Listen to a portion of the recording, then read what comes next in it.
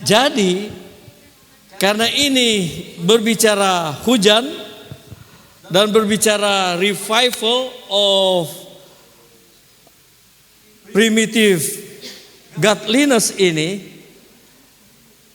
itu yang saya mau jelaskan ini dan minta interaksi dari teman-teman. Saya katakan ada sesi yang lain sesudah saya sudah tidak ada. Oh pas-pas supaya boleh bertanya. Nanti kalau besok pertanyaan jangan tanya lagi mengenai saya. Tanyakan kepada Pastor Samuel ya, yang materinya Pendeta Aristas dan Bapak Elvis. Jadi boleh berinteraksi karena saya mau buka ruang saudara-saudara dari Alkitab ini, Kejadian sampai Wahyu, supaya Anda paham kenapa ada firman Tuhan yang kita harus turuti. Kenapa firman dan Alkitab ini ada perbedaan. Tujuan sama tapi ada perbedaan dan maksud. Nah, hal-hal itu tentunya harus ada dasarnya. Dasarnya adalah yang dicatat dalam Alkitab, 4 bagian saya buat. Jadi di masa Adam sampai Nuh, di masa Sem anak dari Nuh itu Sem sampai Abraham. Dari masa Abraham itu sampai Yusuf yang menikah dengan Maria. Dan sesudah Yusuf menikah dengan Maria itu nubuatan itu berbicara mengenai sesudah pekabaran Yesus. Yaitu ada Rasul Petrus, ada Rasul Paulus dan 12 murid Yesus. Sampai sekarang, tanggal berapa sekarang? Nah, itu yang kita mau buka rahasia. Mengapa ada hujan di sini? Kenapa ada kebangunan dan kenapa ada penekanan godliness ini, primitive godliness. Ini kesalehan mula-mula. Jadi kesalehan mula-mula kita tidak ambil di zaman Yesus ya, atau di zaman pelayanannya, tapi kita ambil dari dasar. Oke, supaya saudara-saudara boleh berinteraksi dan memahami ini. Saya juga baru kali kedua dibahkan di tempat ini mengenai hal itu. Padahal semua sudah belajar Alkitab. Jadi latar belakangnya berapa lama Alkitab ini ditulis? Kurang lebih berapa tahun? 1600 tahun. Waktu saya selidiki 1600 tahun ini, ya rata-rata tanya Pak Om Google ya. Kapan itu? Oh, tahun 1513 sebelum Masehi. Oh, dari mulai 1513 sebelum Masehi, berakhir tahun 98 sesudah Masehi. Jadi cukup panjang ya, itu sebabnya pakai kira-kira 1600 tahun. Berapa penulis? Oh, 40. Nanti saya juga akan tunjukkan. 40 orang. Jadi itulah keajaiban Alkitab yang kita pelajari, yang jadi gambar di sini ya, mempelajari Alkitab di dalam doa dan juga kecurahan roh. Kecurahan kalau bicara hujan ini kalau bicara hujan kan ini berbicara musim di Palestina. Hujan awal itu bercocok tanam, menanam biji-bijian itu sekitar bulan April. Itu hujan awal. Kalau hujan akhir, ini Palestina Oktober. No, Adam dan Hawa di mana, Adam? Di Palestina atau di mana? Kan nggak tahu. Terus cuma tahu, oh Sungai Efrat. Ada di mana Sungai Efrat? Di Irak kan? Terus kota tua Irak, ya Babel. Berpikir bahwa oh Taman Eden di Mesopotamia. Apa betul? Di Mesopotamia. Betul enggak? Nah, inilah yang perlu kita tahu dengan bahasa Alkitab supaya kita bisa memahami. Sehingga kenapa penulisan Alkitab dari sekitar 1600 tahun itu 40 orang tapi tidak ada kontrak dari penulisan ini, karena dituntun oleh itu, rain itu, hujan akhir, hujan awal. Nggak tahu kan? Tapi itulah gambaran mengenai kecurahan Roh Kudus. Nah, itu sebabnya kita angkat supaya kita dapat memahami baik teman-teman yang dari jalur kependetaan maupun awam yang semua fokus kepada Alkitab. Saya senang untuk membuka hal ini supaya doa Anda tidak sia-sia. Tantangan hidup apapun, Anda jangan gemetar-gemetar, takut, khawatir, cemas, ada itu. Tapi maju, tetap melangkah. Jangan bikin siksa di pikiran. Kau nak berdaya, berdoa dan serahkan itu. Itu di luar dari keterbatasan kita, ketidakberdayaan kita, ketidakmampuan kita. Serahkan saja kepada Tuhan. Itu nak berdaya kok mau bawa paksa, mau stres terus. Jadi itu sebabnya hanya kekuatan di dalam doa dan percaya saja. Memang cuma itu. Kalau Alkitab katakan jangan takut ada 365 kali, jadi setiap hari jangan takut, percaya saja. Itu Alkitab bilang, jangan takut itu 365 kata, kalimat pendek itu. No, kalau 1 tahun 365 hari, ya tiap hari dia bilang jangan takut, walaupun tidak berdaya, takut. Dan berbagai hal yang kita rasakan. Apakah Anda dalam pekerjaan, dalam studi atau apa saja, ya hal-hal seperti itu, saya ini maju terus, maju tak gentar. Sejak ambil kependetaan penuh dengan ini dan itu, maju terus. Bayangkan, ya semua tamat, ada yang satu dosen bilang ini muntu ini boleh jadi pendeta dia. Ini pendeta ini sudah buatkan badan, mulai jadi pendeta. Supaya nak jadi pendeta apa? Ada 2 kelas kan paralel. Jadi semester ganjil dan semester genap mesti ambil itu. Dia bagi di semester genap. Supaya nak lolos. Nak tanggung-tanggung, ini dosen dikasih, Pak kita boleh bilang ya, walaupun sudah pensiun. F. Artinya kan mesti 1 tahun lagi diungklap. Baru tamat.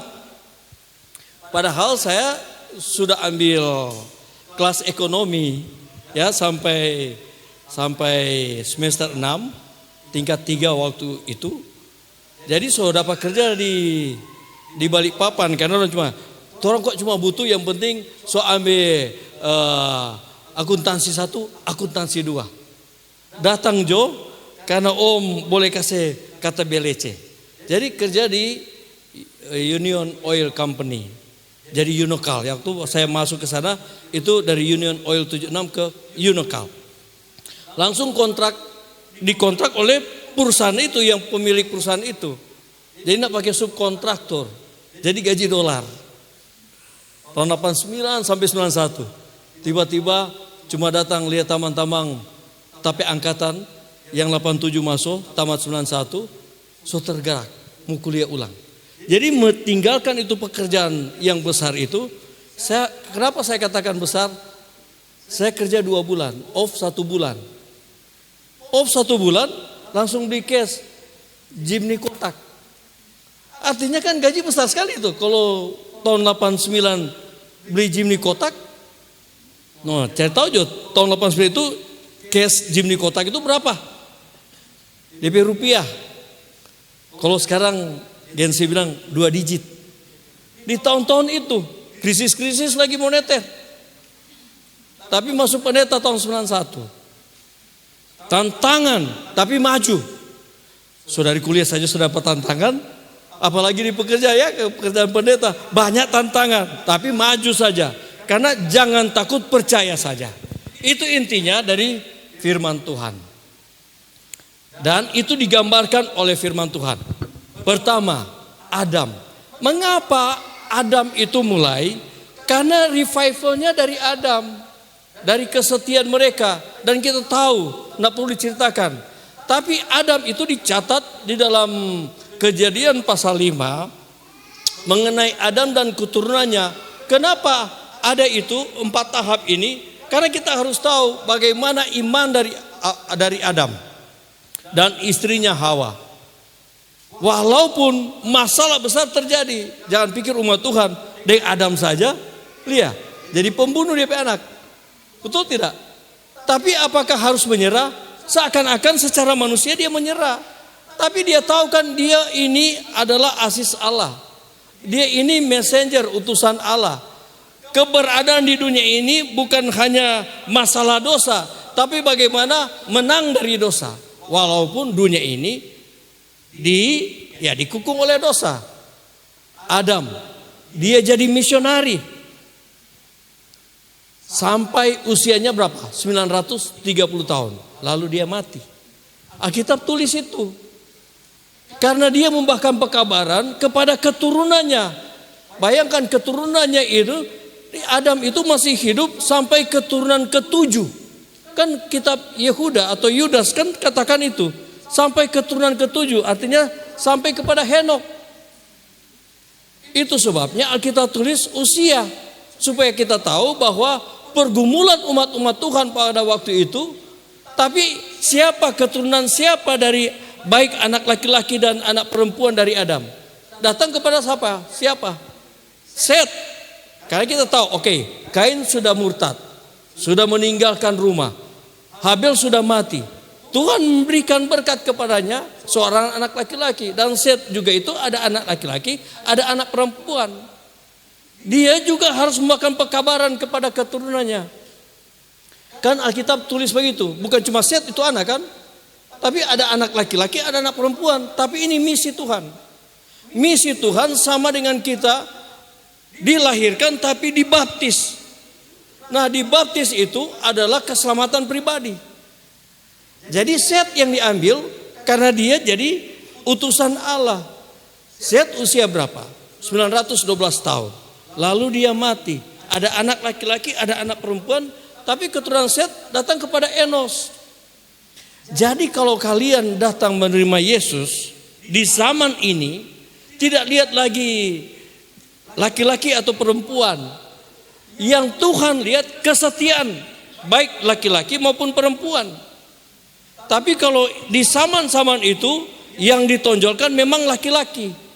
Tapi disebutkan perempuan dan laki-laki keturunannya. Enos usia berapa tahun? Dia mati. Set, Enos. Enos berapa? Buka Kejadian pasal 5. Karena ini jadi pekabaran untuk Anda pulang ke jemaat dan memberikan kesaksian pada waktu kegiatan pelayanan perorangan.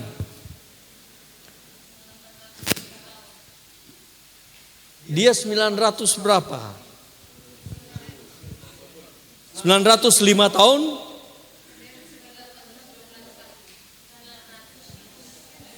Enos 905 tahun lalu apa? Ya toh? Kenan 910 tahun, sementara lama di situ. Mahalalel 895 tahun. Yang penting dia intinya Adam dan Set tadi saya jelaskan. Habis Mahalalel siapa? Yared 962 tahun lalu ia mati. Habis Yared Henok. Itu sebabnya ada Henok keturunan ke-7 dari Adam. Ini bicara mengenai kesetiaan. Orang-orang waktu itu apa? Sama dengan zaman sekarang. Kejahatan luar biasa terjadi. Tapi Tuhan mau tunjukkan sehebat kejahatan itu masih ada umat yang setia. Toh Henok buktinya diangkat hidup-hidup. Dari berbagai kejahatan yang terjadi. Kejahatan terjadi dari Set. Itu ada di para nabi dan bapa. Baca saja di situ. Berbicara mengenai keturunan Adam. Anda akan terheran-heran. Tapi waktu sangat pendek untuk saya.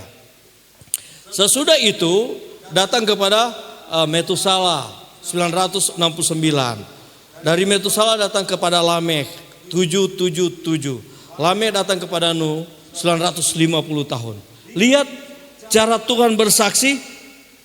Ada umat-umat yang sisa, remnant church, yang setia kepada Tuhan dan tetap mempertahankan kebenaran firman itu, walaupun firman itu belum dibukukan. Tetapi usia yang sangat panjang, daya ingat mereka itu jadi buku di dalam pikiran mereka. Itu sebabnya cerita ini sampai keturunan ketujuh ini, Adam bilang sampai Pak Henok. Dan nanti kan tahun 1513 baru sebelum Masehi, baru Alkitab itu dicatat. Firman itu dicatat. Betul tidak? Lihat ya, mau kaitkan usia atau tafsiran manusia, kapan Alkitab itu muncul? Dari Alkitab yang sudah ada di zaman Adam dan usia mereka. Oke, nanti saudara akan bertanya itu. Satu misteri itu sudah. Sekarang datang kepada ada anak-anak. Adam mempunyai kan 3 anak. Kain, Habel, Set. Lihat, ditutup oleh Abraham. Abraham mempunyai 3 anak. Sem, Ham, Yafet. Itu bukan kebetulan, asal kita selidiki Alkitab. Apa pekabaran mengenai the reign, revival, and primitive godliness ini? Ini kan membuka tabir. Karena saya pikir-pikir, mau bahas apa ini dari panitia tulis begini? Ya, mudah-mudahan tidak diambil oleh para narasumber ya. Sehingga saya harus buka ini dengan zaman sekarang ini. Itu sebabnya saya sediakan slide untuk saudara. Sem ini dia 500 tahun sesudah itu dia mati. Oh, karena kok suka makan daging. Karena dia itu masalah daging nak daging sekarang bukan itu, tapi usia yang dicatat oleh firman Tuhan. Boleh Anda tafsir lain-lain, kalau itu satu kebenaran baik. Tapi jangan terlalu fanatik ya. Memang lebih bagus vegetarian. Tapi orang masih makan ikan, jangan tukang hakimi. Betul enggak? Toh, kalau saya juga waktu di kampus, orang yang nak makan ikan nak akan masuk di 144.000. Mungkin Pak teman-teman so ada itu kutipan itu, tapi banyak yang ya namanya tafsir kan. Di Alkitab saja tafsir. Apalagi tulisan Roh Nubuat dapat ditafsirkan. Tapi itulah kesetiaan kita kepada Tuhan yang sudah diinspirasikan. Dia 500 tahun. Keturunannya Arpaksad. Arpaksad itu 403 tahun. Arpaksad memperanakan Sela. Sama dengan DP Papa usia 403 tahun. Mati-mati ini ya. Sesudah itu Pelek. Pelek itu berapa dia? 209 tahun. Dari ada Eber 430 tahun. Terus dari Eber memperanakan Pelek. Pelek turun jauh dia. Dari 430 langsung 209 tahun. Kejadian pasal 15 ya. Dari Pelek turun kepada Rehu. Rehu 207 tahun. Dari Rehu dia itu usia manusia ya, mulai tipis ini. Karena sebelum dekat Tuhan datang, ya. Supaya boleh tahu itu logika bagaimana memahami Alkitab dari kesederhanaan. Karena yang kita berikan pekabaran itu ada yang buta huruf, ada yang ya tinggi pendidikannya. Saya pergi ke Jemaat Durian. Tiap kali dorang dengar pendeta Muntu datang di Makassar, cepat-cepat itu ketua-ketua jemaat langsung telepon kantor pas saya, kalau boleh pendeta Muntu datang kok di Jemaat Durian. Jadi hampir pikir-pikir, so 5 tahun ini lebih banyak di Durian daripada di jemaat-jemaat yang lain di Makassar. Jadi saya langsung pendeta kalau boleh kok kasih di jemaat-jemaat lain lagi, jangan di Durian terus. Karena ada pekabaran yang mereka inginkan dari level yang pendidikan terendah, kan di sana juga banyak profesor, ya. Apakah ada profesor dari teknik atau dari kedokteran, pokoknya banyak di sana. Apalagi dari ekonomi. Jadi mereka suka untuk membuka berbagai rahasia kalau dari kependetaan. Karena pikir-pikir kalau pendeta itu kan melalui penelitian dan research dan berbagai sumber-sumber, ya biasanya kita bilang sudah ini semua dari biblical research dari Andrews University. Jadi semua sumber sama di situ. Kan sesudah itu baru dipublish kan, ada kalinya dipublish di Sekolah Sahabat. Baru itu sah, boleh ambil. Tapi kalau masih di awan-awan karena belum diterjemahkan ke bahasa Indonesia, banyak yang takut-takut. Tapi sumber yang banyak ada di Sekolah Sahabat. Karena itu memang berdasarkan research dan itu boleh dipublish, ditulis di Sekolah Sahabat. Kalau bicara nubuatan. Oke. Karena ini usia-usia ini penting sekali. Sesudah Eber datang kepada Pelek datang kepada Rehu datang kepada Seruk. Seruk 200 tahun, lalu dia mati. Seruk ini datang kepada Nahor 119 tahun, lalu ia mati. Nahor datang kepada Terah 205 tahun, lalu dia mati. Terah datang kepada Abraham berapa tahun? 175 tahun, lalu ia mati. Lihat cara bagaimana firman itu datang kepada manusia. Kan mulai di situ kan sudah dikenal tulisan-tulisan dari batu, dari paku. Jadi teknologi mulai ada. Tapi daya ingat manusia sudah lebih pendek. Setan bersuka dapat ditipu. Itu sebabnya Matius 24 ayat 24 sampai orang pilihan pun apa? Dapat ditipu oleh setan. Orang pilihan ini, orang yang setia dapat ditipu. Jangan pikir-pikir kalau pendeta itu nak dapat ditipu. So nak gampang, tipu jatuh bangun terus kita. Jangan pikir-pikir kita nak pernah jatuh. Sampai korban bilang sampai digambarkan sampai ada yang lidah anak keluar. Artinya kita tidak berdaya. Tapi saya senang karena Alkitab katakan 365 kalimatnya jangan takut, percaya saja. Jadi kita pegang terus itu jangan takut, percaya. Kalau nenek lihat juga di Korea dan Jepang nak bunuh diri orang. Karena khawatir, ketakutan. Ini orang-orang sekolah, ini orang-orang berpendidikan. Tetapi itulah kalau cuma mengandalkan kekuatan manusia, kekuatan dunia, percuma, tidak ada harapan itu. Kenapa saya katakan demikian? Sampai orang terkaya di dunia sekarang, Elon Musk, kenapa dia mencari kan? Supaya banyak doi, kenapa mencari lagi? Dia khawatir, dia takut. Jadi jangan pikir itu dan orang nak doi khawatir, apalagi dan orang. Jadi saudara-saudaraku yang kekasih, hanya Alkitab yang memberikan kepastian. Toh kalau dia rasa dia bunga soalnya banyak, tiap hari juga boleh keluar miliar, for apa dia mencari? Tapi ini kan karena itulah ego manusia, nak pernah puas di dunia ini. Nak pernah puas. Tapi kebenaran itu yang dapat memberikan kepuasan, itu hujan. Roh Kudus memberikan satu kepastian. Tapi itu yang terjadi dahulu. Sekarang di bagian ketiga. Ini kan Abraham memperanakan siapa? Ishak. Ishak rahasianya masih disebutkan usia. Ishak 180 tahun lalu dia mati. Ishak memperanakan Yakub. Yakub 147 tahun lalu dia mati. Sekarang Yakub memperanakan siapa keturunannya yang akan masuk ke fase yang ketiga. Fase yang keempat. Kan ada 12 anak. Ruben, Simeon, Lewi, Yehuda, Dan habis Dan apa? Naftali, Gad, Aser, Isakar, Sebulon, Yusuf, Benyamin. Dari yang paling tua sampai paling bungsu. Siapa yang Tuhan pilih? Dari jalur keturunan Adam ini. Kan ada anak-anak lain lagi. Lihat. Yehuda dan saudara-saudaranya. Jadi ada 12 anak.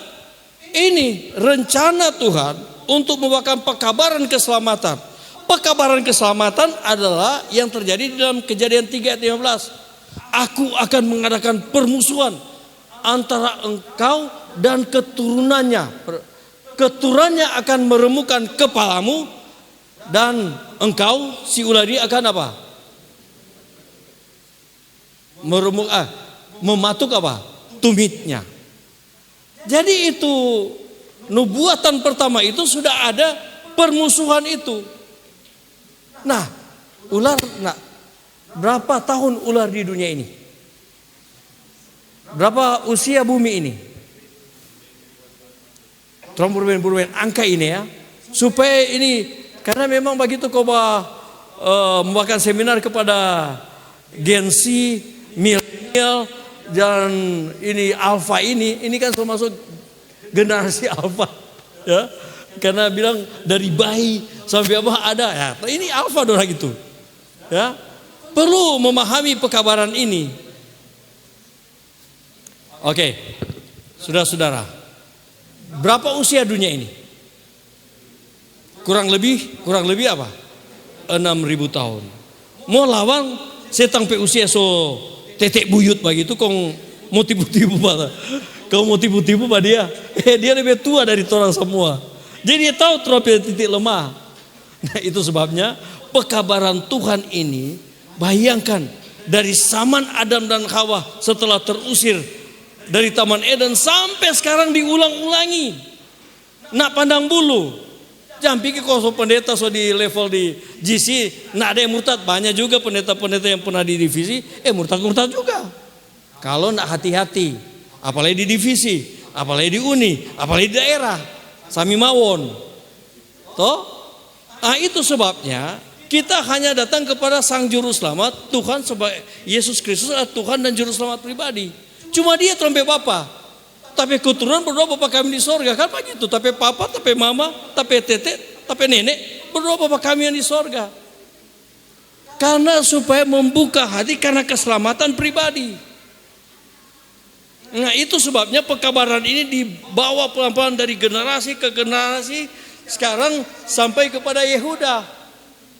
Yang bagian ketiga, Yehuda.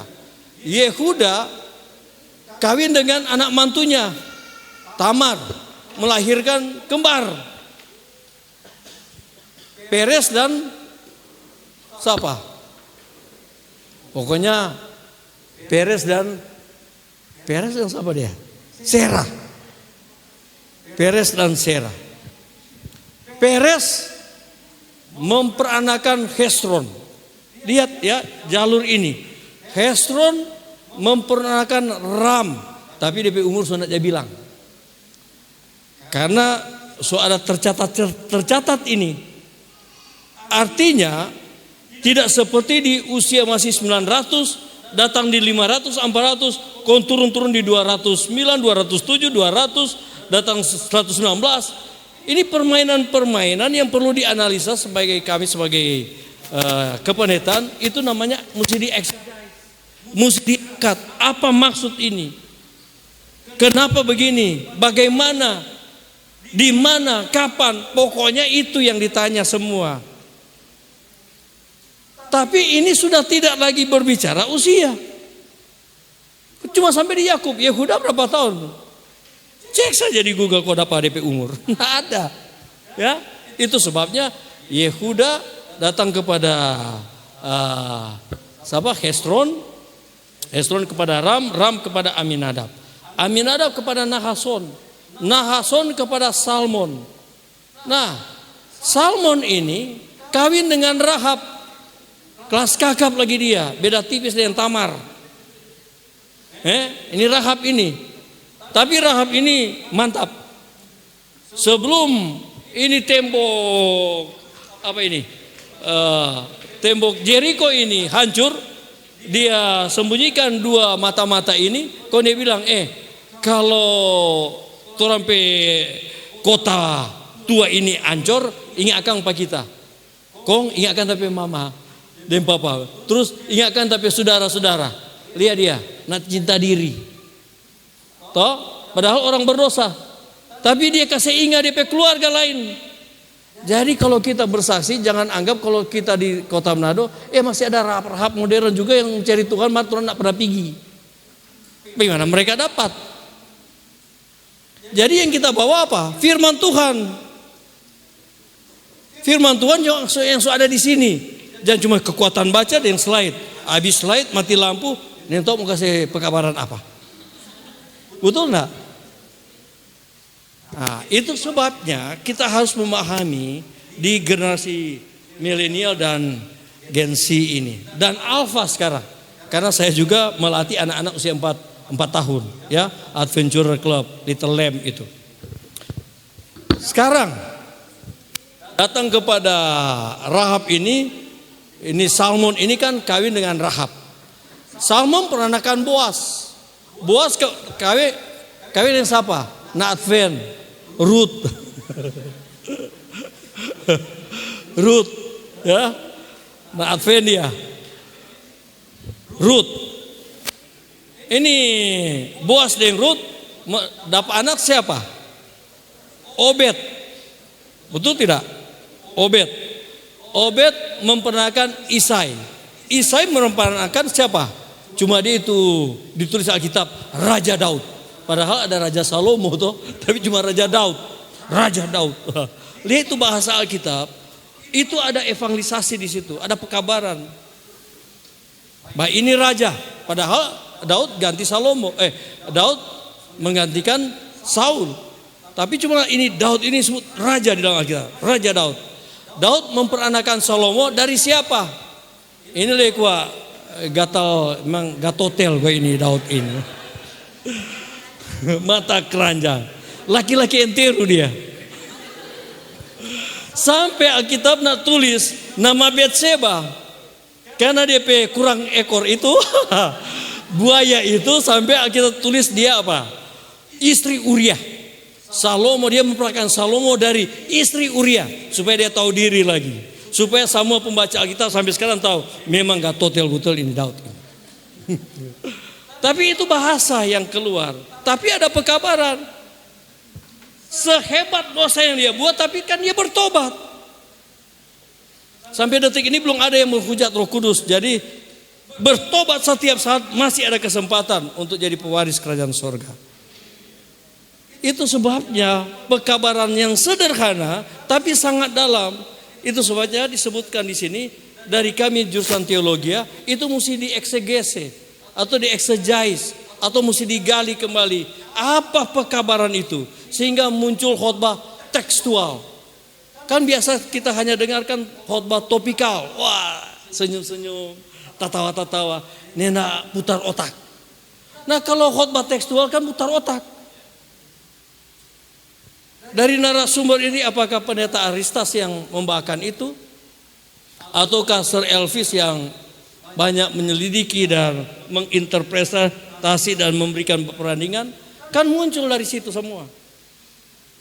Dan ada yang bibliografi. Ya, itu tipe-tipe khotbah lah. Tapi yang saya mau katakan ini adalah kesederhanaan firman Tuhan. Tetapi maksud dan tujuan sangat dalam. Dan kita harus sampai Alkitab, jangan hanya pendengar firman, tapi kita harus jadi apa? Pelaku-pelaku firman. Bawakan dan bagikan. Jangan cuma sok-sok pandai, jago bahasa Greka, jago bahasa Ibrani, kong angka-angka diri.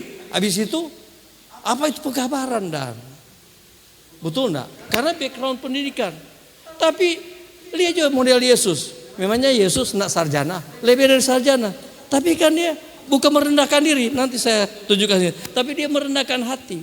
Karena menjangkau hati yang paling dalam, satu saja yang bertobat apa? Seisi surga bersuka cita. Kan begitu. Nak sadar waktu terus masuk surga, kenapa kita punya mahkota banyak bintang? Nanti batanya di surga, jangan batanya apa kita ya. Karena orang semua ini cuma 3 tonaas yang ada di surga. Yaitu pertama Henok, kedua Elia, ketiga Musa. Jadi setia lah, karena ada perwakilan. 1 mati tapi mati dalam Tuhan, 2 karena setia dalam pekabaran tapi tantangan besar. Dan mereka sudah di surga.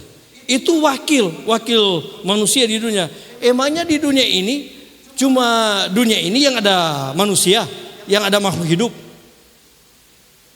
Google bilang ada berapa ratus miliar galaksi di langit kedua ini.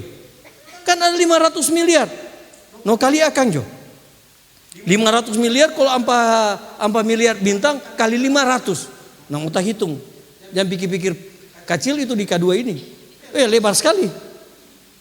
Itu sebabnya mesti berusaha supaya waktu langit ketiga 1000 tahun, mau apakah itu 1 hari sama dengan 1 tahun, Yeskiel 46, ya, saya nubuatan, ataukah 1000 tahun, yang penting masuk surga, kompi bergentayangan di planet-planet lain. Wah, itu nanti banyak hal yang tak terduga akan terjadi. Itu baru tapi angan-angan. Oh, lebih dari itu karena anak tak pikir nak ada ini, nak ada itu, pokoknya Tuhan sudah sediakan. Jadi ini hal yang menggembirakan tapi juga memberikan motivasi. Hargai firman Tuhan, selidiki firman Tuhan, apa maksud, dan tanyakan itu. Hanya Roh Kudus yang memberikan, menerangi kita, memberikan pengertian yang lebih dalam. Bukan karena background pendidikan, bukan. Tapi Roh Kudus yang menuntun kita. Karena kita harus membagikan firman Tuhan itu. Setelah itu, karena ini ada sampai di pembuangan, dari pembuangan datang ke Seltiel, datang kepada Yakub.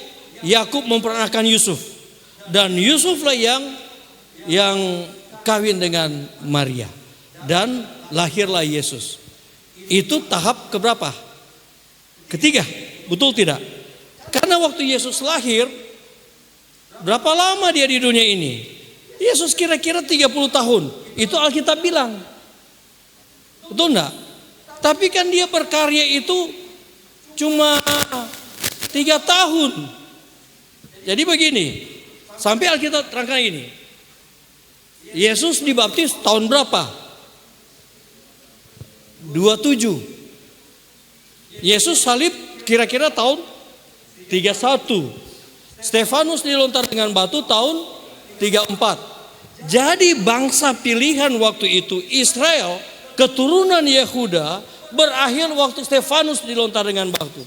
Secara bangsa, pekabaran keselamatan yang lalu diberikan kepada bangsa Israel sudah dicabut mandat. Sekarang pekabaran itu kepada Gentiles, kepada orang-orang kafir yang jadi Kristen.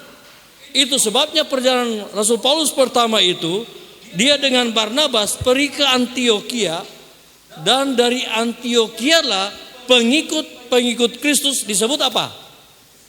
Kristen. Saya mau bahas bagaimana pelayanan Yesus, tapi ini dia sudah masuk melalui kehidupan. Ini kehidupan kita ini. Torang pe tonas-tonas dulu ini, ya. Torang pe tua-tua dulu ini. Nah, karena ada pemahaman nubuatan 2300 petang dan pagi, terus ada lagi nubuatan dari kitab Daniel berbicara mengenai 70 minggu untuk Yeskiel 4 ayat 6, 1 hari sama dengan 1 tahun. Jadi 2300 petang dan pagi dipotong dengan 490, karena 70 minggu kali 7, 1 minggu kan 7 hari, dapat 490. Jadi 2300 petang dan pagi kurang 490 dapat berapa? 1810. Kenapa saya mulai dari Adam, angka usia dan angka sampai Yesus berusia berapa tahun? 30 tahun kira-kira. Karena Yesus lahir itu kira-kira, karena nak berikan kepastiannya, begitulah bahasa Alkitab. Kira-kira tahun 3 atau tahun 4 atau 3. Karena tahun sebelum Masehi kan dia turun-turun baru dia naik-naik. Jadi itu 1810. Setelah tahun 34. Nah, kan Rasul Paulus sudah diangkat. Siapa itu Rasul Paulus? Oh, laki-laki bengis. Toh? Memang jahat. Dia aniaya, dengan anak-anak dia selesaikan secara adat. Tapi pada akhirnya kan dia bertobat. Cara Tuhan, orang yang paling jahat. No, kau terus hukum terampil diri paling jahat. Emangnya kenapa jahat sama dengan ini bajigur satu ini? Enggak kan? Tapi itu sebabnya saya katakan, bayangkan itu kasih Tuhan itu lebih tinggi dari langit, lebih dalam dari laut. Jadi jangan pikir Tuhan meninggalkan kita. Tuhan mengasihi kita. Belum ada satu orang setelah hampir 9 tahun saya di Uni, kau bilang, oh dia semua menghujat Roh Kudus, Roh Kudus sudah ada. Belum ada. Jadi kau sudah bilang, oh tapi dosa keji sekali. Ya dia datang ke Tuhan secara pribadi, minta ampun. Tapi kalau jemaat tahu ya pecat Jono, tapi bertobat. Toh?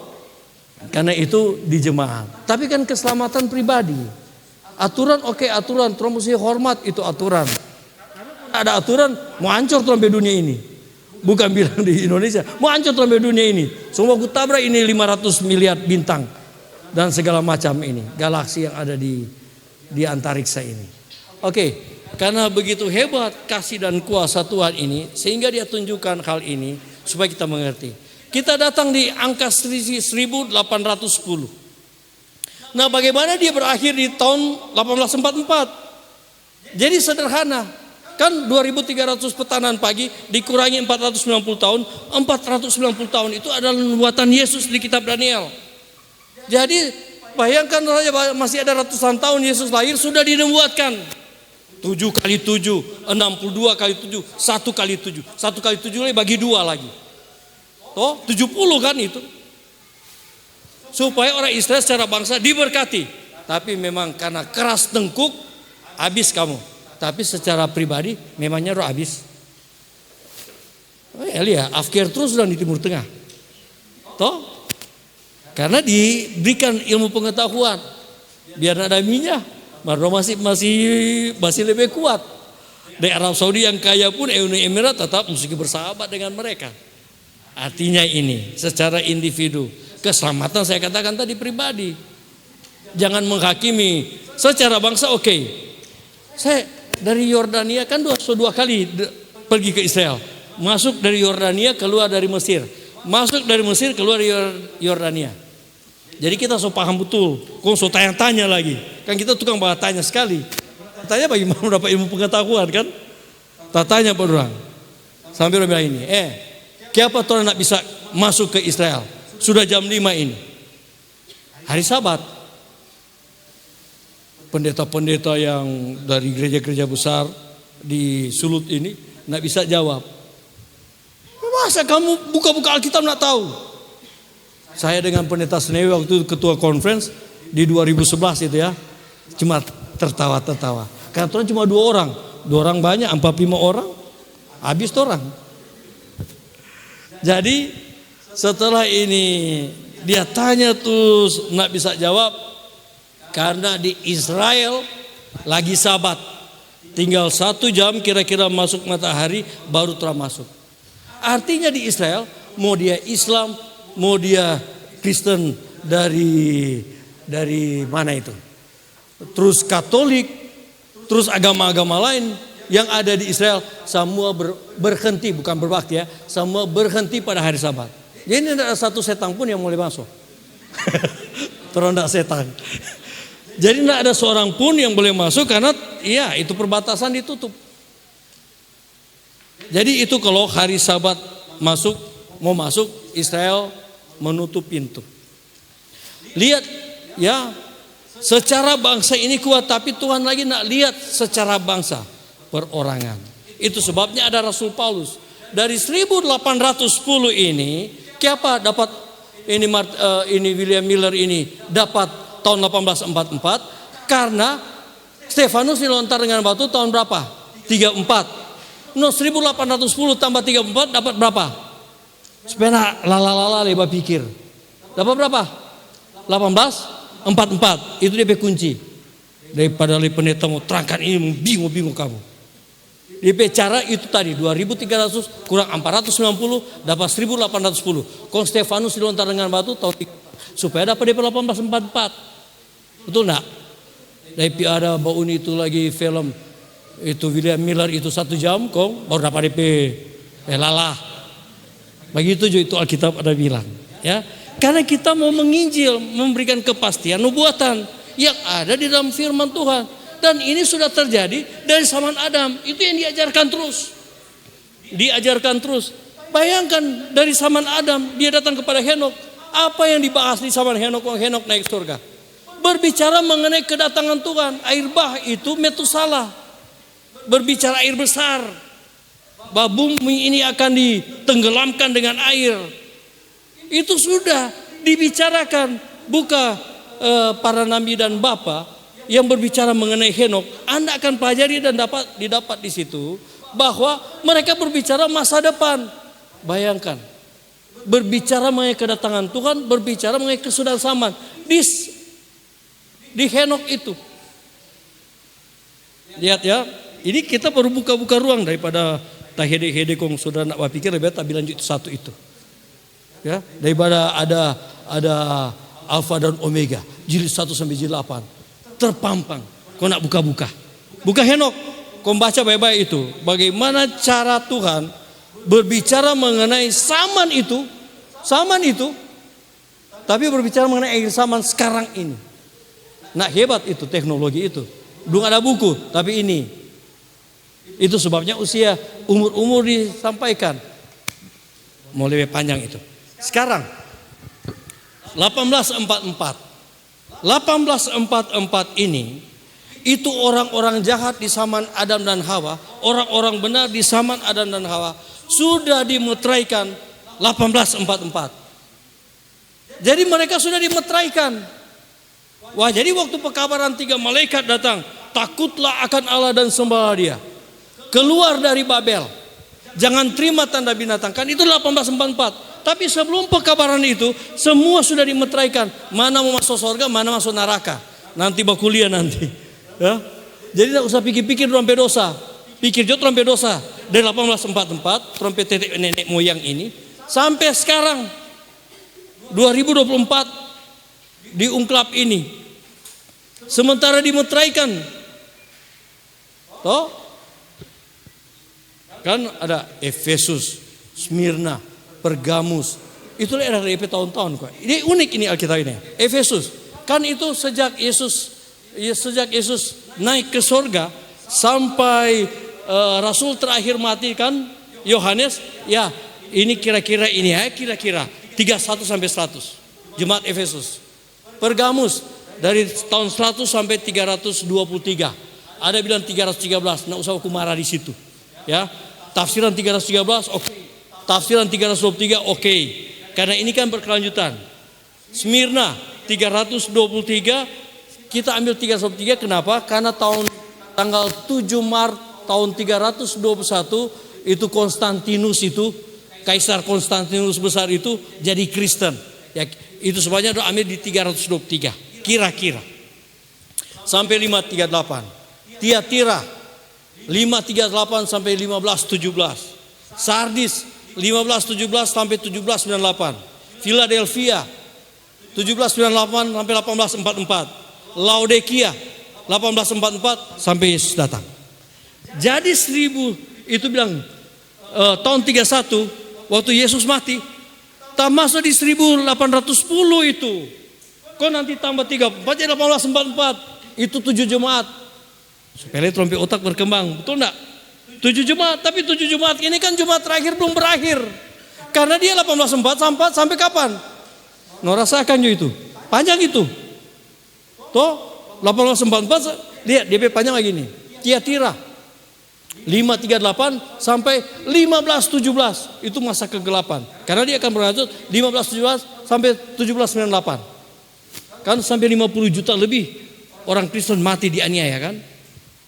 Itu panjang, tapi ini lebih panjang 1844 sampai kapan? Belum tahu. Tuh yang penting Tuhan bilang hendaklah kamu setia sampai apa? Sampai mati. Iya toh? Hendaklah kamu setia sampai mati kan itu yang Wahyu 2 ayat 10b. Apa itu?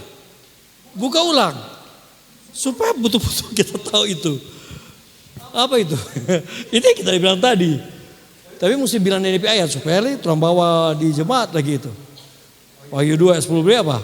Hendaklah kamu setia sampai apa? Bukan sampai Maranatha ya. Sampai mati.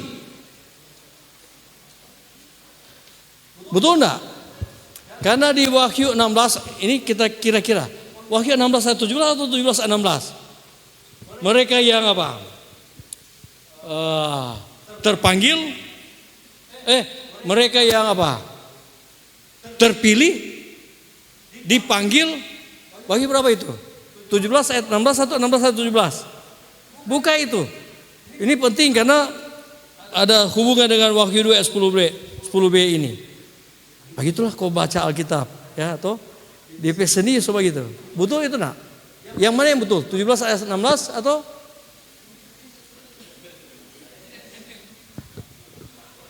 (17 ayat 15 ya? Mereka yang apa? Terpanggil kan? Artinya waktu kita dibaptis itu apa? Kita terpanggil itu. Sekarang kita aktif di gereja. Jadi kostor, jadi diakon. Itu dipilih enggak? Hasil pemilihan kan? Tapi bukan berarti sudah di sorga, sudah kapling. Belum. Karena itu disangkut pautkan dengan Matius 24 ayat 24. Sampai umat pilihan pun bisa apa? Murtad. Lihat ya, kita saja pendeta bisa jadi murtad. Karena terpengaruh dengan apa? Ini 1 Korintus 4 ayat 1 ya. Roh-roh jahat di udara ini. Karena terlalu keduniawian. Bahaya kok ini dunia ini. Kok nak hati-hati habis orang. Itu sebabnya yang kita hadapi ini roh-roh jahat di udara. Itu sebabnya kita harus andalkan roh Tuhan. Karena Tuhan memang mesti secara nubuatan dia harus mati dan dia bangkit. Dia terangkat ke sorga. Karena aku akan memberikan penolong yang lain. Itulah hujan yang digambarkan. Tadi memangnya sesudah air bah. Itu orang pertama yaitu Taman Eden itu ada di Mesopotamia. Karena kan orang cuma tahu ada sungai Efrat, ada sungai Tigris. Itu tafsiran. Tapi bukan di situ kan. Air bah, bayangkan saja. Ada di mana itu Adam dan Hawa ini? Dan dia keturunan-keturunan itu. Nanti orang tahu itu Ur Kasdim itu Abraham itu di Mesopotamia, betul enggak? Karena itu kan turun temurun dari Adam sampai apa? Itu kan tafsiran tahu Alkitab ke? Kan dari Adam sampai kepada Abraham kan? Kan dari Adam ke dapat Nuh datang anak Sem sampai apa? Abraham. Begitu kan tafsir sampai itu Mesopotamia itu asal. Tapi memangnya itu Taman Eden di situ. Itu kan jadi pertanyaan. Sama yang trompet Israel. Setelah ini Via Dolorosa, jalan salib. Memangnya ini betul-betul Via Dolorosa? Tahu enggak waktu Yerusalem dikuasai oleh kekaisaran Romawi? Itu kan Yerusalem ada di bawah. Terus banyak batu-batu besar dari gunung dan ditimbunlah. Itu sebabnya penggalian-penggalian di Yerusalem itu kan berkilo baru dapat DP asli. Jadi karena saya katakan 2 kali ke Israel dan bukan menyelidiki, datang di tempat itu dan cari tahu karena ini kan Alkitab yang tulis. Ini asli atau tidak? Nah itu sebabnya hanya Roh Kudus yang memberikan penerangan benar itu benar. Yang penting peristiwa yang ada, ini Yerusalem tua. Yo itu Katolik ada backing. So betul. Waktu orang pergi di bukit di mana Yesus dimuliakan. Toh? Ditanya, apa betul ini bukit? Kita lihat banyak bukit-bukit juga lebih tinggi dari itu.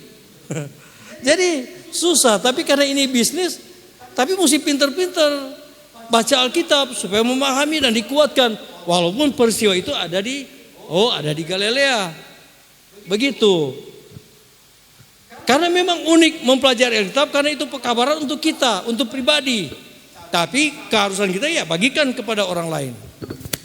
Selanjutnya, memang agak-agak panjang sedikit ini karena kamu bilang kasih pertanyaan, kan cuma tunggal kita ini.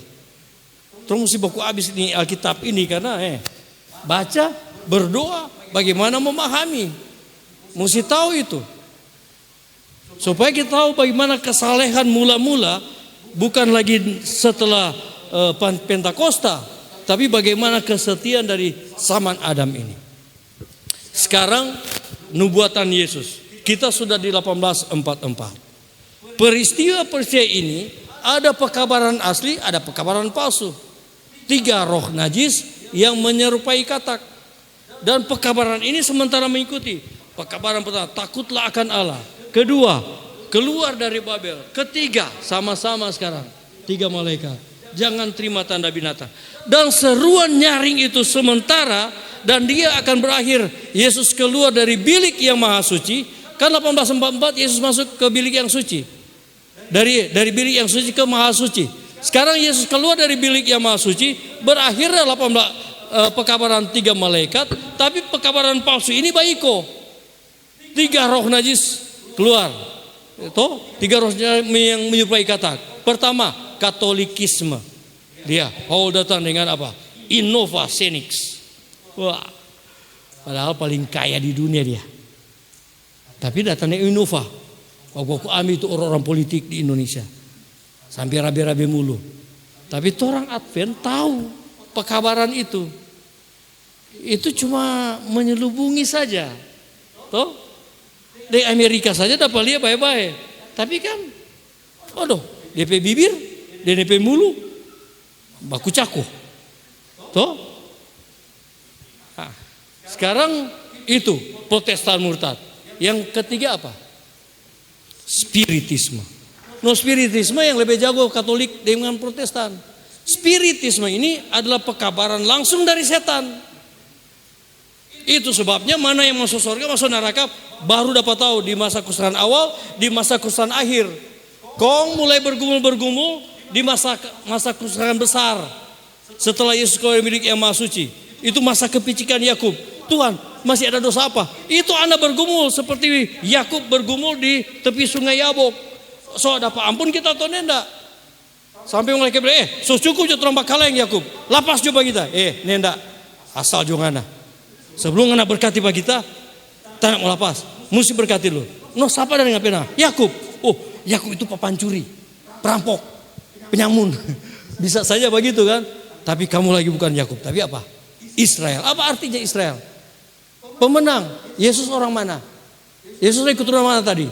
Yahudi. Siapa nak bilang pengikut Yesus anak Yahudi? Yahudi modern. Betul enggak? Tapi bilang sekarang apa? Atau Yahudi rohani. Betul enggak? Tapi orang bilang apa? Israel apa? Rohani. Karena jadi pemenang. Mesti jadi Israel rohani. Jadi bukan identitas dari Yesus dari suku Yehuda. Tapi Israel secara keseluruhan. Israel rohani. Jadi Israel rohani ini ada di 12 pintu gerbang surga. Di timur, di barat, di selatan, di utara. 3 nama. Tapi ada 2 nama yang tercatat. Pertama apa? Suku Dan. Kedua siapa? Suku apa? Yang kedua. Ada 2 suku yang diangkat. Tahu enggak waktu Yakub berkati anak-anak dari Yusuf? Kan semuanya dia gini toh. Kanan ini siapa? Manasye. Ini apa? Efraim. Tapi coba dibikin begini. Jadi itu sebabnya Efraim jadi 1 suku lagi.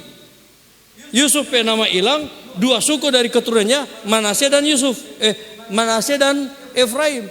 Tapi dicatat dalam 12 pintu gerbang surga sudah ada Efraim. Manasye tetap ada. Yang ganti Pak Efraim apa? Yusuf, suku Yusuf. Baca di Wahyu pasal 7. Supaya dia nak bingung-bingung. Karena ini anak-anak Yakub. Tapi anak-anak Yakub kan penipu. Sekarang Israel, anak-anak Israel. Nah, itu sebabnya sudah tipu-tipu situ. Yang masuk 12 pintu gerbang surga Yerusalem ini. Oke, saya tinggal dulu itu ya. Karena ini penting sekali. Siapa so mati kita baru mau masuk? Siapa so ada? Mana ini? Oke, karena ini sangat-sangat penting. Ini yang perlu dipahami. Pertama, saya ambil di kutipan ini berdasarkan ayat-ayatnya ya. Kitab suci perjanjian lama dan perjanjian baru adalah sabda Allah yang tersurat oleh ilham ilahi, diberikan oleh orang kudus yang berbicara dan menulis sementara mereka digerakkan oleh Roh Kudus. Mereka tulis karena digerakkan oleh Roh Kudus. Ini perjanjian lama, perjanjian baru.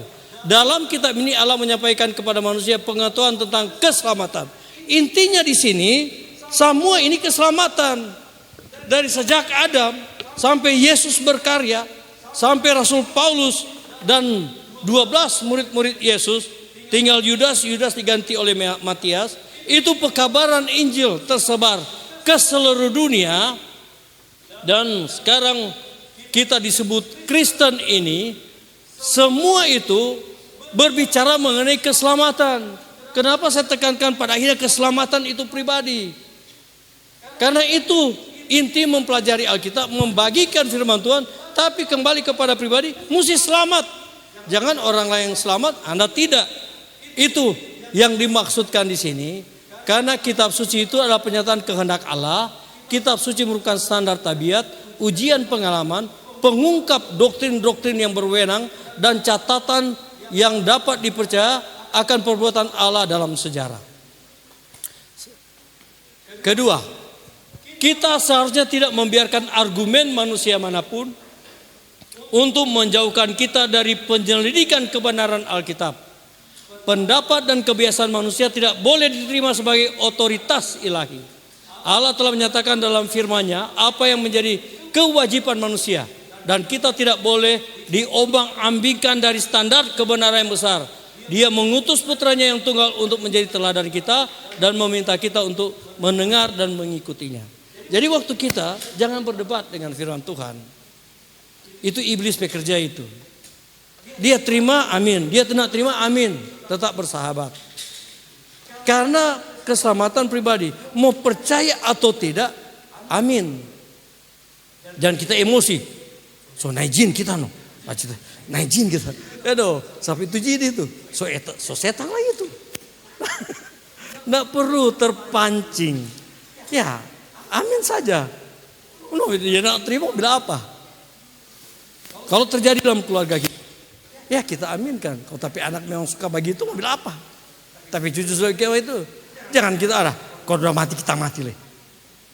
Iya, begitu jalan. Kan keselamatan pribadi. Memangnya sampai anak, so yang kita pi anak sampai anak, tete manis pi anak, tapi cucu sampai anak, tete manis. Orang kan cuma diberikan ya pelihara, jaga. Tapi untuk keselamatan pribadi. Jadi jangan tahu stres ya. Untuk menghadapi kehidupan di dunia ini karena melihat gejolak-gejolak di dalam rumah tangga kita masing-masing. Tetap sebuah keluarga itu kita doakan. Dia orang jahat kok kita berdoa, dan tapi musuh kita berdoa. Masa tapi anak sendiri nak berdoa. Kau mau hakimi. Kayak dia yang lebih dulu di surga, kalau kita cuma tagati. Kan itu sebabnya jangan tunjuk-tunjuk orang begini kok itu apa-apa begini. Toh? Atau tiga. Artinya itu kita bawakan saja dengan otoritas ilahi, kita akan memahami semuanya itu. Oke. Yohanes memperkenalkan Yesus sebagai inkarnasi dari firman Allah. Ada kesamaan antara Kristus dan Alkitab. Ada kesamaan. Kenapa? Ini berdasarkan Yohanes 1 ayat 1 dan ayat 10. Ayat 10 atau ayat 14. Firman itu menjadi manusia. Karena ini dasar-dasarnya. Kan apa sih itu kesamaan antara Kristus dan Alkitab? Keduanya memiliki asal supernatural. Waktu kita menyelidiki Alkitab, nah. Jadi ini yang dibahas Adam dan ditulis oleh Henok, baca itu di para nabi dan bapak berbicara mengenai Henok. Bagaimana diskusi mengenai akhir zaman mereka jelaskan ini. Pekabaran dari firman itu, Yesus itu mereka bahas. Di zaman Henok, itu sebabnya Henok naik ke surga. Kenapa? Dasar apa? Padahal dunia waktu itu sudah jahat. Karena masalah-masalah ini. Firman itu menjadi manusia. Dia adalah Kristus. Dan itu semua tercatat di Alkitab. Tapi nanti. Karya keduanya mencakup seluruh umat manusia. Keduanya datang pada saat dan budaya tertentu. Tetapi pekerjaan mereka melampaui ruang dan waktu. Itu sebabnya tadi saya jelaskan dari Adam sampai sekarang. Keduanya turun ke tingkat manusia sehingga kita dapat memahami pekabaran mereka. Ini Alkitab kan 1600. Karena saya sudah buka rasanya, dia dari 15, 13 sebelum Masehi sudah dicatat dari sejak Musa sampai 98 Masehi, sejak sebelumnya mati Yohanes di Pulau Patmos. Jadi ini Alkitab, ini firman ini, sehingga harus dibaca dan harus berdoa sebelum membaca, supaya Roh Kudus itu, hujan itu dapat dipahami dengan kebangunan rohani yang kita dapatkan. Ini perbedaan di antara keduanya adalah Alkitab bukan penjelmaan Allah dan tidak dapat disembah. Itu sebabnya Alkitab ini orang luda akang, orang sobek. Nggak masalah. Karena dikatakan sini Alkitab itu bukan penjelmaan Allah dan tidak dapat disembah. Alkitab hanya bersaksi tentang siapa? Yesus.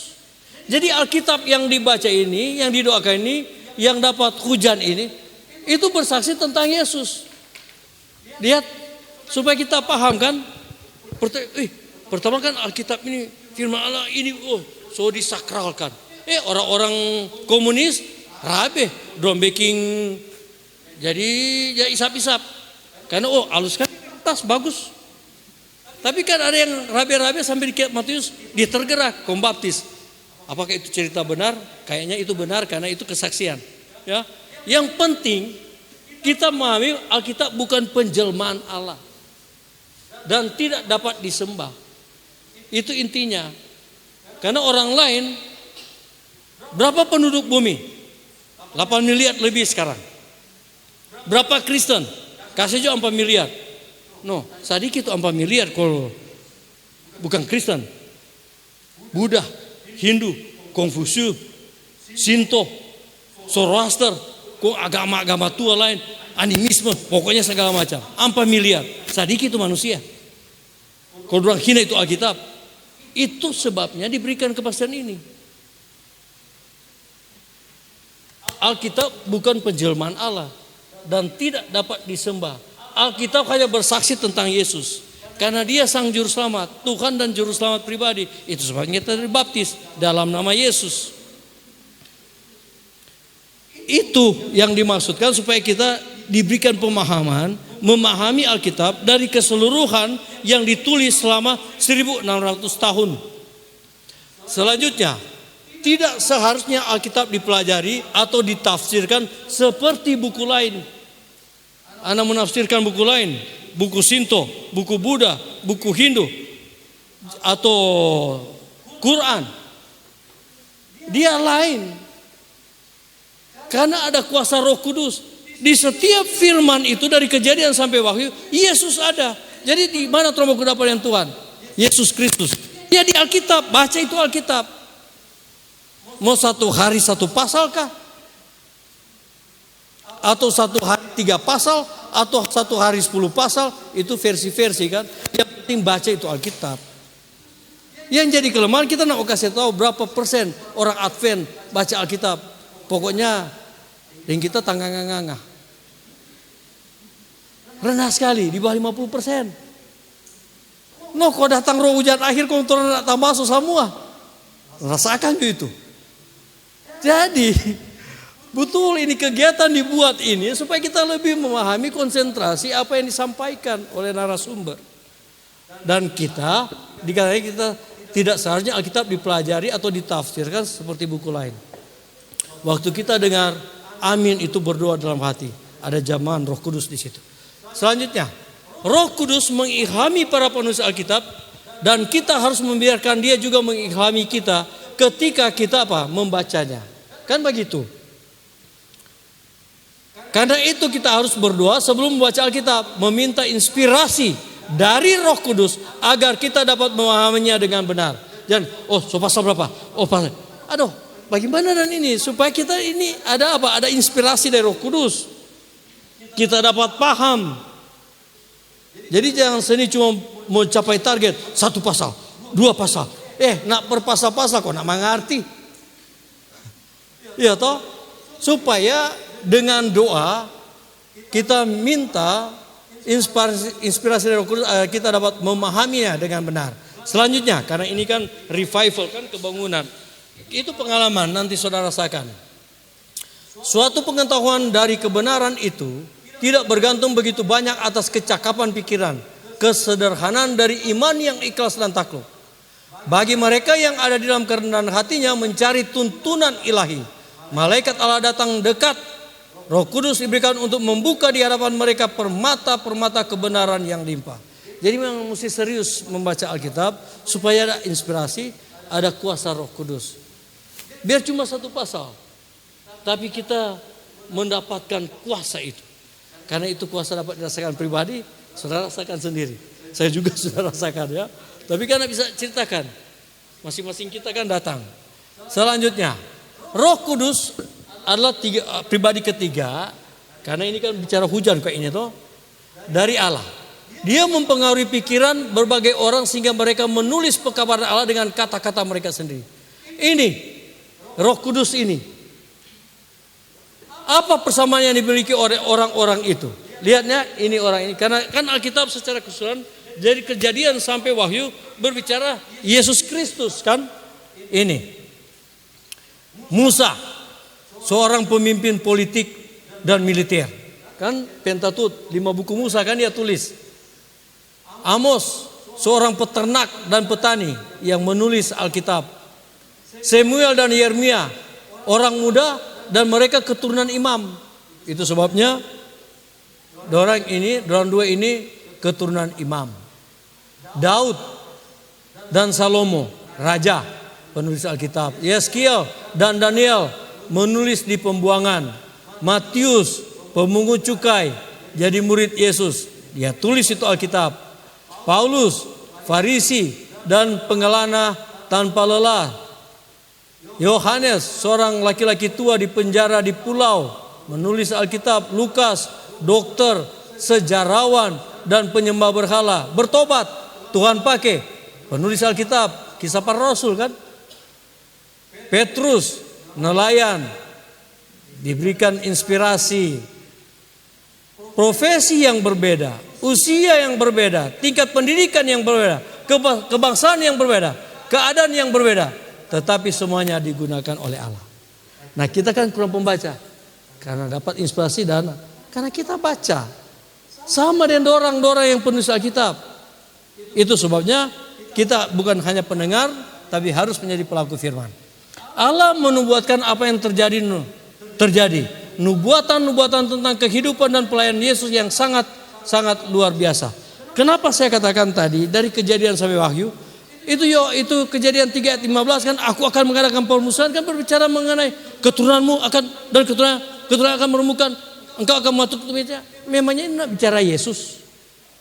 Waktu Adam dan Hawa diusir dari Taman Eden, mereka buat korban domba. Memangnya itu bukan peringatan mengenai Yesus? Jadi Alkitab itu bicara Yesus, Tuhan dan juru selamat pribadi dengan berbagai ajaran, dengan teknik-teknik narasumber. Tapi intinya Yesus untuk keselamatan kita, supaya kita dapat memahami. Lihat ini nubuatan-nubuatan ini ya. Yeremia 33 ayat 15, dia adalah keturunan Daud. Ini Yesus belum ada, sudah dinubuatkan. Mika 5 ayat 2, dia dilahirkan di Bethlehem. Maleakhi 3 ayat 1, Yohanes Pembaptis datang di hadapannya. Zakaria, dia masuk ke Yerusalem dengan mengendarai keledai. Yesaya, dia dipukuli dan dilukai. Yesaya 53 ayat 7, dia tidak membela diri. Zakaria 13 ayat 7, murid-muridnya meninggalkan dia. Mazmur 22 ayat 17, tangan dan kakinya dipaku. Mazmur 22 ayat 18, mereka membagi-bagi pakaiannya. Yesaya 53 ayat 9, dia dimakamkan di antara orang kaya. Mazmur 16 ayat 10, tubuhnya tidak rusak. Hosea 6 ayat 2, dia bangkit pada hari ketiga. Semua nubuatan ini sebelum Yesus lahir dan dia disalibkan sudah ditulis. Karena kesaksian dari saya katakan dari kitab Kejadian. Mengapa saya sampaikan ini kepada saudara-saudara? Dari yang belum ada buku tapi usianya panjang sampai usia yang paling pendek dan tidak tercatat lagi usianya, karena sudah ada buku berbicara mengenai hal ini, sehingga Alkitab muncul, firman itu muncul, walaupun dihina, diludahi, dirobek, dibakar, tapi kan tidak pernah habis-habis. Itu sebabnya saudara-saudaraku, fokus perjanjian lama adalah sejarah orang-orang yang menunggu kedatangan Yesus. Itu waktu di Mesir ini, orang-orang Israel semua kasih darah di palang pintu di atas supaya malaikat maut membinasakan anak-anak sulung dan binatang-binatang yang sulung. Kedua, fokus perjanjian baru adalah penggenapan janji itu, Yesus. Tadi kan berbicara perjanjian mengenai Yesus. Perjanjian baru soal dia Yesus dan peristiwa sejarah kebangkitannya karena berbicara keselamatan. Yang mati dalam Tuhan akan diselamatkan. Itu sebabnya ada kebangkitan. Lihat ya, ini menggambarkan perjanjian nama Yesus, darah ini, dan ini peristiwa sejarah kebangkitannya. Yesus yang dilambangkan domba ini dan anak domba ini yang sudah keluar dari maut itu. Ini kutipan Ellen G. White lagi. Seluruh Alkitab adalah merupakan wahyu tentang kemuliaan Allah di dalam Kristus. Diterima, dipercaya, dipatuhi. Itu adalah alat besar dalam perubahan karakter. Jadi yang merubah karakter saya ini firman. Yang merubah karakter saudara-saudara adalah firman. Merupakan penggerak yang agung, kekuatan yang mendorong, yang mempercepat kekuatan fisik, mental, dan spiritual, dan mengarahkan kehidupan arah yang benar. Jadi banyak hal. Ini juga sama tadi, dan kutipan ini sama juga, tapi saya mau tekankan di sini. Nehemia 8 ayat 11. Sebab sukacita karena Tuhan itulah perlindunganmu. Dan Rasul Paulus berkata, bersukacitalah senantiasa di dalam Tuhan. Sekali lagi kukatakan bersukacita. Filipi 4 ayat 4, 1 Tesalonika 5 ayat 16-18. Bersukacitalah senantiasa, tetaplah berdoa, mengucaplah syukur dalam segala hal, sebab itulah yang dikehendaki Allah di dalam Kristus Yesus bagi kamu. Itulah kesimpulan akhir dari pekabaran supaya kita dicas kembali. Itu sudah selesai. Kejadian sampai Wahyu, kok zaman sekarang. Detik ini saya makan firman Tuhan. Mungkin sudah terlalu lama. Masih ada pertanyaan atau tidak, diserahkan kepada panitia. Saya juga kalau sudah bertanya juga tidak masalah. Yang penting kupas betul-betul. Itu Alkitab yang dibahas setiap saat sampai hari Minggu supaya kita paham dan kita mengerti Yesus, kuasa Roh Kudus. Itulah kebangunan rohani dari roh hujan akhir. Dan itulah juga kesalehan mula-mula di persamaan sampai zaman sekarang ini. Tuhan memberkati. Amin.